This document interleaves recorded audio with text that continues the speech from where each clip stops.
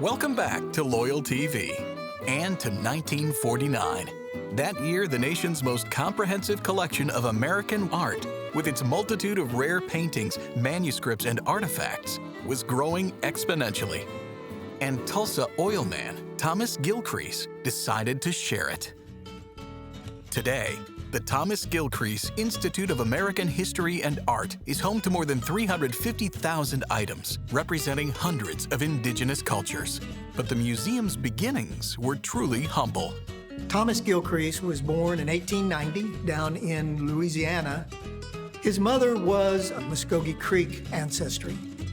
And due to her ancestry, Gilcrease and the family relocated to the Muskogee Nation, Indian Territory, just shortly after he was born. And the reason they did so was to claim allotments. And as an infant, Thomas Gilcrease received an allotment of land about 20 miles south of Tulsa. Now, jumping forward about 15 years, oil will be discovered in what becomes known as the Glen Pool of oil, will produce untold wealth for Thomas Gilcrease. Thomas Gilcrease will, like a lot of Americans of his day, travel to Europe, do the grand tour, see the great museums of Europe. And this will instill in Gilcrease a desire to begin collecting art, but he also had an advisor at the time who said, "Thomas, you're a wealthy young man. You could buy some European art, but you could buy vast quantities of American art and objects of Americana that would help tell the story of the Americas." His first significant purchase of art that will help launch the museum was the Cole collection. This collection of over 600 art objects, all of our Frederick Remington, Charlie Russell, Frank Tenney Johnson, William Robinson Lee, truly a who's who list of art and artists of the American list will come into the collection with this one purchase. And that was, I think, very typical of the way Gilcrease developed this museum in a relatively short period of time.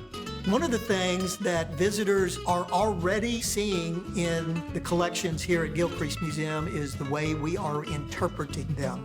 Through our own interpretation of the collection, we positioned ourselves as the Museum of Western Art. And we have so many other objects. We have made the very intentional decision to begin the reinterpretation of the collection and make this interpretation in a way that visitors can see themselves in the collection. Gilcrease eventually placed his compendium in a building next to his modest sandstone home, just west of downtown Tulsa. But unfortunately, oil revenues began to lag by the 1950s. In the early 1950s, 1952, Thomas Gilcrease's collecting was going like this. The price of oil had dropped and he was a little bit upside down. He owed about $2.5 million.